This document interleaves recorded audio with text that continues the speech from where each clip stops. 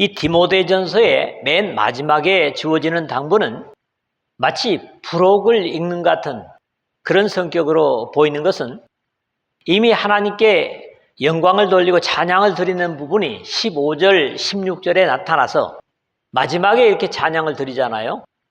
다른 서신 같으면 이미 끝낸 것으로 보이는데 편지를 다 쓰고 나니 무언가 조금은 석연치 않은 부분이 남아서 다시 부록으로 기록하는 것으로 이해가 됩니다. 또 이어지는 부유에 대한 경계는 이미 앞에 6절에서 10절에 언급한 바 있는데 여기에 다시 거론하는 것 역시 꼭 그래야 할 필요가 있었기 때문이었을 것으로 여겨집니다. 그럼에도 앞에 9절에서 10절에서는 부자가 되려고 애쓰는 자들을 경계를 했다면 오늘 본문에서는 이미 현재 부자로 살고 있는 사람들에게 주는 경계로 조금 다릅니다. 당시 디모데가 파견되어 있는 소아시아의 수도격인 에베소는 교통의 중심지인데다가 유럽과 아시아의 무역상들이 지나는 길목으로 부유한 사람들이 상당히 많았던 것으로 여겨집니다. 그런 사람들이 또 교회에 들어와 있는 것을 생각할 수 있는데 그들에게 중요한 교훈을 주고자 이렇게 부록을 덧붙였을 것으로 이해되기도 합니다. 주님께서 육신으로 이 세상에 계실 때에도 부자에 대해서 직접 경계하신 내용들이 적지 않습니다. 대표적인 말씀이 예수께서 제자들에게 이르시되 내가 진실로 너희에게 이르노니 부자는 천국에 들어가기가 어려우니라. 다시 너희에게 말하노니 낙타가 바늘귀로 들어가는 것이 부자가 하나님의 나라에 들어가는 것보다 쉬우니라. 마태복음 19장 23절에서 24절에 하셨습니다. 직접적인 언급이 누가복음 12장 16절에서 21절에도 있습니다만은 지난번에 인용한 바 있었고 누가복음 16장 19절에서 31절에는 부자와 나사로의 비유도 유명한 부유에 관한 교훈입니다. 신앙의 실천 부분을 강조하는 예수도의 형제였던 야고보 역시 부한 자는 자기의 낮아짐을 자랑할지니 이는 그가 풀의 꽃과 같이 지나감이라. 야고보서 1장 10절에 그랬고 다시 들으라 부한 자들아 너에게 이 말 고생으로 말미암아 울고 통곡하라. 5장 1절에 경계를 주고 있습니다. 우리의 삶의 토대를 어디에 두느냐 하는 것은 사실 영생이 걸린 문제이기 때문에 대단히 중요하다고 믿습니다. 우리 주님께서 주시는 교훈을 순종하는 것과 불순종하는 것의 차이를 반석 위에와 그리고 모래 위에 집을 지은 것에 비유하시지만 현재의 부유와 영원 속에서 부유는 각 사람의 선택에 따라 차이가 남을 이해할 수 있습니다. 그럼에도 많이 가지고 있는 것을 쉽게 포기하는 것 역시 말처럼 쉽지 않을 것입니다. 이왕에 하나님과 주 예수 그리스도를 알았다면 변화무쌍한 이 세상의 소망을 두는 것보다는 불변하시는 하나님의 터 위에 부유를 쌓음으로 허물어질 수 없는 진정한 부유를 누리는 믿음의 사람들로 혹시 여러분들에게 부유한 자가 있다면 이 말씀이 직접적인 권면이 되었으면 합니다. 첫 번째로는 17절의 말씀입니다. 오늘 제목으로 잡은 말씀이죠. 정함이 없는 재물에 소망을 두지 말라는 겁니다. 재산이 많은 사람들은 다른 사람들의 권면을 잘 받아들이지 않고 또 가지지 못한 사람들을 무시하는 경향도 있습니다. 이런 사람들을 아직 어린 디모데로 하여금 명하라는 바울의 당부는 상당히 엄중하게 들리죠. 삶의 가치를 쉽게 변하거나 잃을 수 있는 물질에 두는 것보다는 영원히 변치 않으시는 하나님께 두라는 것이 신앙하는 사람들에게 중요한 삶의 자세이기 때문입니다. 첫째로는 부자들에게 2번이나 부정적인 명령을 주라는 겁니다. 그게 뭐냐 하니까 말고. 그게 중심이 되는 것은 이 세대에서 부한 자들입니다. 쉽게 표현하면 현 세대에서 부자로 사는 사람들입니다. 가진 것 때문에 마음이 교만해지고 욥에게 있어서처럼 언제 사라질지 모르는 변화무쌍한 것에 소망을 두었다가 그것을 잃게 될 때 그것들에 가졌던 기대도 잃게 될 것이기 때문에 그런 어리석고 무모한 삶을 살아서는 안 된다는 그런 경고입니다. 특히 이들은 그냥 세상 사람들이 아니라 주 예수께로 말미암아 하나님을 믿는 사람들이기 때문입니다. 내가 이 세대에서 부한 자들을 명하여 마음을 높이지 말고 라는 것에서 마음을 높이지 말고 라는 표현은 신약 성경에 여기만 쓰여져 있는 낱말입니다. 마치 예수께서 비유하신 어리석은 부자의 모습을 그대로 보는 것 같습니다. 스스로 또 내가 내 영혼에게 이르되 영혼아 여러 해 쓸 물건을 많이 쌓아두었으니 평안히 쉬고 먹고 마시고 즐거워하자. 누가복음 12장 19절이죠. 마치 모든 것을 다 가진 것처럼 앞으로는 어떤 어려움도 없을 것처럼 스스로 자신만만한 모습을 주님께서 비유로 주셨습니다. 그럼에도 이어지는 20절에는 하나님은 이르시되 어리석은 자여 오늘 밤에 너의 영혼을 도로 찾으리니 그러면 너의 준비한 것이 누구의 것이 되겠느냐. 움직일 수 없는 재산이라는 데서 부동산이라는 말을 쓰죠. 하지만 이것도 주인이 바뀌는 것은 시간 문제입니다. 특히 모든 것의 주인이신 하나님께서 빼앗으시면 다음 날은 비록 부동산일지라도 다른 사람의 소유로 빼앗길 수도 있습니다. 세상에서 한때 부유와 영광이 극에 달했던 솔로몬은 너가 어찌 허무한 것에 주목하겠느냐. 정령이 재물은 스스로 날개를 내어 하늘 나는 독수리처럼 날아가리라. 잠언서 23장 5절에 이 현 세상의 부를 허무한 것으로 표현하고 있습니다. 또 받았지만 누리지 못하는 안타까움을 오히려 단식하는 것도 들을 수 있습니다. 어떤 사람은 그의 영혼이 바라는 모든 소원에 부족함이 없이 재물과 부여와 존귀를 하나님께 받았으나 하나님께서 그가 그것을 누리도록 허락하지 아니하셨으므로 다른 사람이 누리니 이것도 헛되어 악한 병이로다. 전도서 6장 2절인데 안타까운 일이지만 마지막의 비유가 더 인상적인 것은 악한 병이로다 한 것으로 치료될 수 없는 질병과 같이 어찌해 볼 수 없는 사람의 한계를 지적하는 겁니다. 오직 우리에게 모든 것을 후히 주사 누리게 하시는 하나님께 두며 그랬는데 앞에서 2번씩이나 높이지 말고 두지 말고 했다면 이 뒷부분에서는 우리의 모든 소망을 두어도 결코 손해보거나 피해가 있을 수 없는 확실한 소망의 바탕을 소개하고 있습니다. 그러므로 불확실해서 확실로 옮기라는 당부이지만 이는 역시 믿음만으로 가능한 일입니다. 하나님께서는 그의 자녀들이 부족함이 없도록 넘치도록 주시는 분이시라는 확신으로 모든 것을 후히 주사라고 말합니다. 하나님께서 후히 주시는 사람은 주님께서는 주라 그리하면 너에게 줄 것이니 곧 후히 되어 누르고 흔들어 넘치도록 하여 너에게 안겨주리라. 너의 헤아리는 그 헤아림으로 너희도 헤아림을 도로 받을 것이니라. 누가복음 6장 38절에 하심으로써 뒤에 연결되고 있는 내용이지만 여기서도 주라 즉 베푸는 자에게 넘치도록 주시겠다고 말씀하십니다.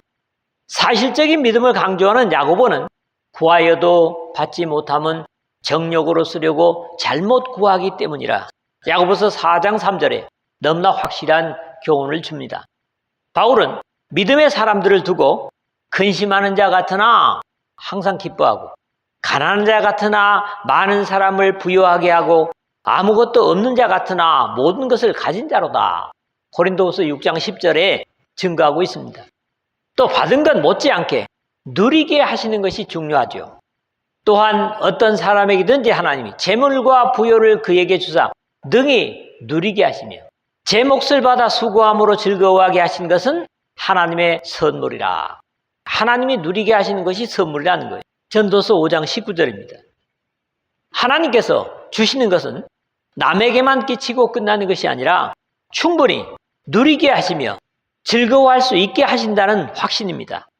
우리의 일생 수고의 결과들을 변화무쌍한 세상의 가치에 둘 것이 아니라 예수 그리스도는 어제나 오늘이나 영원토록 동일하시니라 하는 히브리서 13장 8절이나 그는 변함도 없으시고 회전하는 그림자도 없으시니라는 야고보서 1장 17절 하반절에 불변하시는 하나님께 두는 것이 절대적으로 안전함을 확신할 수 있기를 바랍니다. 두 번째로는 18절 19절입니다. 장래 생명을 위하여 싸우라는 당부입니다. 여기에서는 바로 앞에서 이 세대에서 부한자들에게 명했던 오직 우리에게 모든 것을 후히 주사 누리게 하시는 하나님께 두며라는 구체적인 사례를 가르치는 것으로 이해됩니다. 어찌 보면 정함이 없는 재물에 소망을 두지 말고 하나님께 둔다는 것이 너무 막연한 것이 될 수도 있기 때문에 좀 더 사실적인 방법을 지도하는 것일 수도 있습니다. 또 하나님으로부터 다른 이들보다 많은 재물을 받았다면 그것은 오히려 남들을 위해 선한 일에 사용되는 즐거움을 가질 수 있어야 한다는 가르침도 됩니다. 선을 행하고 선한 사업을 많이 하고 나눠주기를 좋아하며 너그러운 자가 되게 하라. 18절인데 자신에게 모아져 있던 부유를 옆으로 나누는 구체적인 사례들입니다. 먼저 선을 행하고 아가도 에르게오, 아가도스 선한이라는 말과 에르곤, 일이라는 말이 합쳐진 말로 바로 뒤에 선한 사업과 크게 다르지 않은 것으로 신약성경에서 여기와 또 다른 한 군데는 사도행전 14장 17절입니다. 그러나 자기를 증언하지 아니하신 것이 아니니 곧 여러분에게 하늘로부터 비를 내리시며 결실기를 주시는 선한 일을 하사 음식과 기쁨으로 여러분의 마음에 만족하게 하셨느니라. 단 이 두 곳에만 사용된 말이 바로 아가도 에르게오라는 말입니다. 주님께서 내가 무슨 선한 일을 하여야 영생을 얻으리까? 마태복음 19장 16절에 묻는 청년에게 예수께서 이르시되 어찌하여 선한 일을 내게 묻느냐? 선한 이는 오직 한 분이시니라. 너가 생명에 들어가려면 계명들을 지키라. 마태복음 19장 17절에 답변하셨습니다. 그러므로 선을 행하는 것 자체가 하나님의 사랑의 역사를 근원으로 하기 때문에 하나님께서 기뻐하시는 모든 행동을 일컫는 말로 이해할 수 있고, 이런 바탕에 선을 행하고는 단순히 착한 일, 좋은 일을 하는 것에 그치지 않고 하나님께서 기뻐하시는 행위들을 행한다고 하는 입장에서 꼭 물질을 나눠주는 그런 것뿐만 아니라 예배나 섬김, 봉사를 비롯한 신앙의 행위들을 포함할 수 있기 때문에 부자들이 자신의 재산을 관리하고 지키는 세상적인 행동보다는 하나님께서 기뻐하시는 것들을 행하라는 넓은 의미로 이해할 수 있겠습니다. 그 다음에 선한 사업이라고 그랬는데 여기는 일이라고 하는 에르곤이 앞에 오고 선한 좋은 또는 아름다운 고상한 이런 칼로스라는 말이 뒤에 왔습니다. 앞에 선을 행하고와 출처가 다릅니다. 앞에 아가도스라는 표현이 주로 복음 속에서 사용된 선이라면 이 칼로스는 70인역의 구약에 많이 쓰여졌고 윤리적이고 도덕적인 사회범죄에서 많이 사용되는 표현입니다. 그러나 이런 것도 많이 하고라고 격려하고 있습니다. 우리의 아름답고 좋은 행위들은 사람들로 하여금 복음을 긍정적으로 이해하게 하고 복음을 순종하게 하는 기회를 만들어줄 수 있기 때문에 이런 당부를 하고 있다고 봅니다. 그 다음에 나눠주기를 좋아하며 그랬는데 이 역시 기꺼이 나눠주다라는 그런 낱말입니다. 신약성경에 여기만 쓰인 단어죠. 베풀기를 좋아하는 사람을 싫어하는 사람은 없을 겁니다. 우리가 하나님께 드리는 연보에 대해서도 각각 그 마음에 정한 대로 할 것이요 인색함으로나 억지로 하지 말지니 하나님은 즐겨내는 자를 사랑하시느니라. 여기는 물론 유메타도토스라는 같은 그리스어가 쓰인 건 아닙니다만은 즐겨내는 자를 사랑하시느니라 표현이 이와 같은 겁니다. 그 다음에 너그러운 자가 되라. 이 말이 좀 의미가 더 독특합니다. 코이노니코스, 흔쾌히 나눠준다. 여러분들이 코이노니아를 많이 듣잖아요. 친교, 교제, 참여, 나눠줌인데 여기서 어근이 같은, 그래서 너그러운 자가 되게 하라는 것은 좀 의역이 아닌가, 그렇게 제 나름대로 생각을 했습니다. 여기서는 단순한 물질의 나눔이 아니라 나눔 받는, 즉 받는 자의 형편에까지 마음으로 동참하는 삶의 의미를 표현하는 것으로 이해를 했습니다.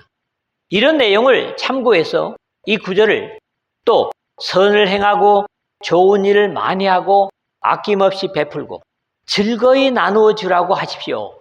새번역에서는 그렇게 번역을 하고 있습니다.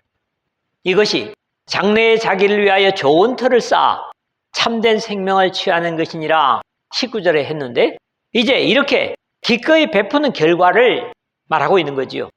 마치 산상보훈에서 예수께서 오직 너희를 위하여 보물을 하늘에 쌓아두라, 마태복음 6장 20절 상반절의 당부의 말씀과 다르지 않은 표현입니다.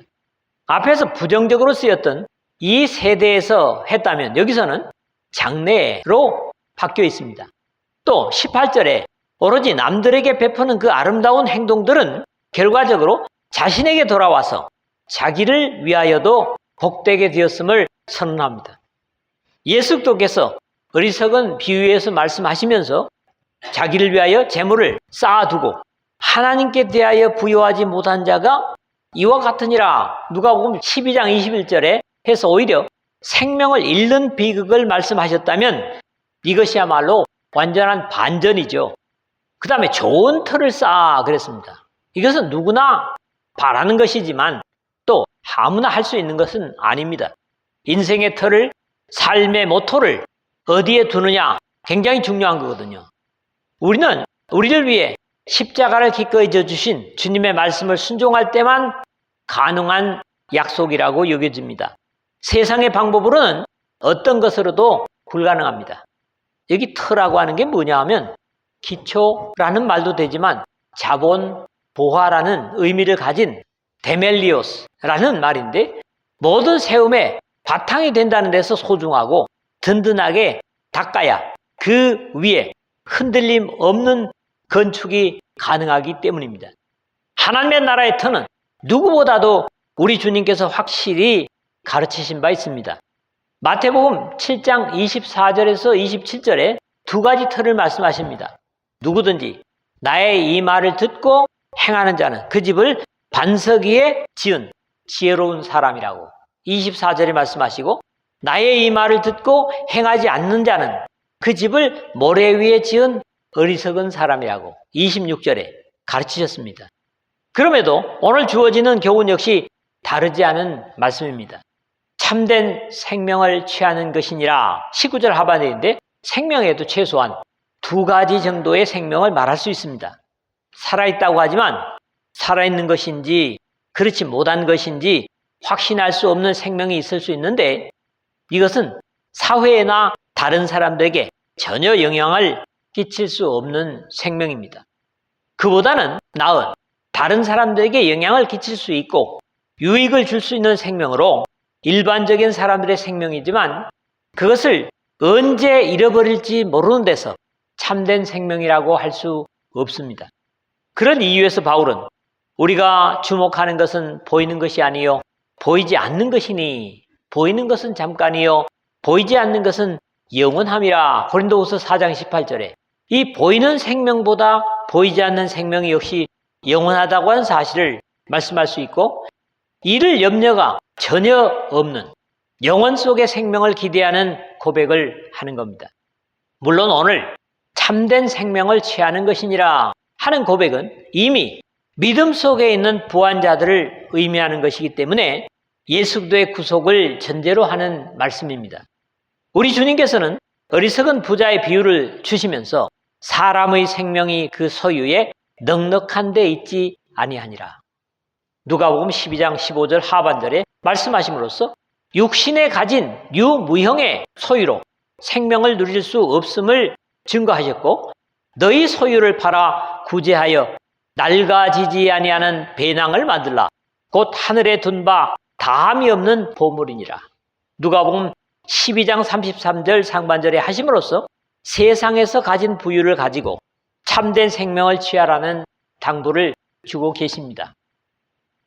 세 번째, 마지막으로는 20절에서 21절입니다. 거짓된 지식의 반론을 피하라는 겁니다. 마지막으로 다시 이단 사설에 대한 경계를 마무리로 주고 있습니다. 당시에 신앙에 많은 혼란을 일으켰던 영지주의 같은 이단의 이론을 경계할 것을 당부하는 권면입니다. 하나님을 경외하는 언어 생활을 신중해야 하는 것은 야고보를 통해서도 경계한 바 있죠. 특히 여기 서 있는 저처럼 가르치는 사람조차도 반드시 하나님을 의식하지 않으면 오히려 무서운 심판을 받을 수 있음을 지적하는 내용을 야고보서 3장 1절 이하에서 읽어볼 수 있습니다. 디모데야, 망령되고 헛된 말과 거짓된 지식의 반론을 피함으로 너에게 부탁한 것을 지키라 20절에 했는데, 여기서는 강조하기 위하여 이름을 불러서 당부를 하고 있습니다. 디모데야. 또 디모데후서 2장 16절에 같은 당부를 다시 줍니다. 망령되고 헛된 말을 버리라. 그들은 경건하지 아니하며 점점 나아가나니 그랬는데, 복음을 전하는 일 외에는 건전치 못한 사람들과의 변론도 유익되지 못하므로 오히려 반론조차 피할 것을 당부하는 겁니다. 스스로는 충분히 우리의 믿음을 변증할 수 있다고 생각하지만 바르지 못한 교훈 때문에 대화를 하다 보면 오히려 감정이 거칠어지고 바른 진리를 증거하기 어려워집니다. 우리가 다 실수가 많으니 만일 말에 실수가 없는 자라면 곧 온전한 사람이라 야고보서 3장 2절의 말씀도 생각할 수 있습니다. 여기 망령되고 허탄한 말이라 했어요. 망령, 베벨로스, 신성하지 않은 세속적인 또는 모독적인 불경스러운 이런 의미와 함께 간단히 말해서 망령되고 헛된 말이란 하나님께 영광이 되지 못하는 쓸데없는 말이라는 의미입니다. 거짓된 지식이란 성경 전체를 관통하는 하나님의 구원의 계시를 증거하는 것이 아니라 자신들의 만든 교리를 합리화하기 위해서 만든 교리이기 때문에 구원의 진리와는 당연히 같을 수 없고, 영지주의 같은 경우는 본래 철학을 바탕하기 때문에 논리적으로 들릴 수 있지만 우리 주 예수 그리스도의 구속을 통한 하나님의 은혜를 증거하는 것이기보다는 오히려 철학의 깊은 경지에 들어가야 신을 감지할 수 있다는 지식주의를 주창하는 논리입니다. 지식도 참된 지식이 아니라 거짓된 지식으로 예수 그리스도에 관한 교훈을 대적하는 비성경적인 철학 사상이면서 종교 형태가 바로 영지주의 같은 것입니다. 영지주의의 가장 대표적인 잘못된 게 뭐냐 하니까 가현설이라는 겁니다. 거룩한 신이 절대로 사람의 모양으로 올 수 없다. 그래서 예수는 그냥 모양적으로만 나타난 것이다. 형태적으로만 있는 것이 실제가 아니다. 그러면 무슨 문제가 가장 심각하게 생기냐 하니까 십자가의 예수님이 우리 죄를 위해서 담당해 죽은 것이 단순히 사실이 아니라 모형이라고 한다면 우리 죄는 없어지지 않는 겁니다. 이런 아주 심각한 문제가 있음에도 불구하고 이런 사상들을 가지고 사람들을 유혹하는 것이 바로 영지주의입니다. 이런 모든 옳지 못한 것들을 피함으로 너에게 부탁한 것을 지키라 20절 하반절에 당부하고 있는데, 피함으로 액트레포, 어떤 것으로부터 또는 사람이나 원치 않는 것으로부터 얼굴을 돌리다, 외면하다, 이런 의미로 쉽게 말하면 외면해버리라는 정도에까지 모른정하게 보일 수 있지만 감당 못한다면 도망치는 것과 마찬가지입니다.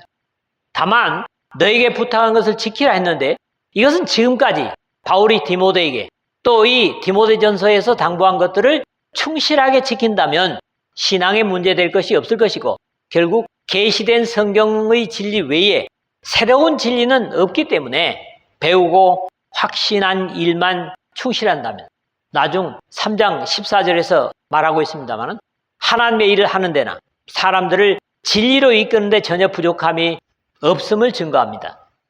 이것을 따르는 사람들이 있어 믿음에서 벗어났느니라. 은혜가 너희와 함께 있을지어다 21절에 마지막으로 했는데, 바울은 이렇게 디모데에게 경계하는 것처럼 많은 사람들에게 경계를 해왔지만 그럼에도 불구하고 건전한 믿음을 버리고 이런 옳지 못한 교리에 붙잡힌 사람들이 있음을 안타까워하는 표현입니다. 사실 신앙에 있어서는 인간적인 이성적인 지식보다는 하나님의 말씀이 당연히 우선시 되어야 함에도 어느 시대나 이런 간교한 종교들의 내용은 과거에도 있었고 현재도 있고 미래에도 있을 것입니다. 그것은 당연히 사람들의 마음을 혼미하게 하는 세상 주관자들의 어둠의 영들의 사악한 역할 때문입니다. 에베소서 6장 12절에 그런 내용들이죠. 그럼에도 그런 대상을 물리치고 죄에서 사람을 구원하는 것은 사람의 지혜나 노력이나 철학이 아니라 오로지 하나님의 은혜이기 때문에 이러한 안타까움을 당부하면서도 은혜가 너희와 함께 있을지어다. 이렇게 마지막으로 축복으로 편지를 끝냅니다. 말씀을 맺습니다. 1세기 디모데의 때는 물론 어느 시대나 그렇듯이 현재의 경우도 부유한 사람은 많지 못하고 가난한 사람들이 더 많은 것이 사실입니다. 신앙 안에서 자칫 자신이 가진 것이 하나님의 특별한 선물이라고 여기면서도 그것을 나누는 즐거움보다는 그것을 오로지 지키는 데 집중하는 경우 교만하고 그것을 하나님께 사랑받는 근거로 소망을 두려고 하는 것은 책망받아야 마땅하다는 겁니다. 없는 사람은 나누는 것이 불가능합니다. 있어야 주죠. 다른 지체들보다 많이 받았다고 확신한다면 하나님께서 기뻐하시는 선한 일과 사람을 구원하는 선한 사업에 힘쓰고 나누고 베풀며 어려운 지체들과 삶을 나누게 된다면 영원한 영광의 세계에 자신의 터를 쌓고 빼앗길 수 없는 영생을 취하는 것이 될 것입니다. 썩지 않고 더럽지 않고 쇠하지 아니하는 유업을 잊게 하시나니 곧 너희를 위하여 하늘에 간직하신 것이라. 베드로전서 1장 4절에서 말씀하고 있습니다. 우리가 성경의 계시를 통한 구원의 확실한 체계를 가지고 있다고 할지라도 하나님의 뜻에 맞지 않고 거짓된 영적인 지식의 논쟁에 휘말리지 않아야 합니다. 아니, 그런 시도 속에 들어가서는 안 됩니다. 오직 계시된 진리를 지키는 것만이 유효합니다. 그렇지 못한 사람들이 믿음에서 벗어나 생명을 잃는 일들이 수없이 있어 왔고 또 있을 것입니다. 그런 이유에서 우리 주님의 은혜는 언제나 또 어느 곳에나 우리 모두에게 필요합니다. 이 은혜에 의지하여 하나님께서 주신 것들을 옆으로 나누고 하나님께서 나에게 더 많이 주셨다고 생각하면 그 재산을 나누는 것뿐만 아니라 선한 일, 하나님께서 기뻐하시는 일에 더 열심을 품으로 주님께서 더 주시고 또 더 확산되는 그런 여러분들의 믿음이 되시기를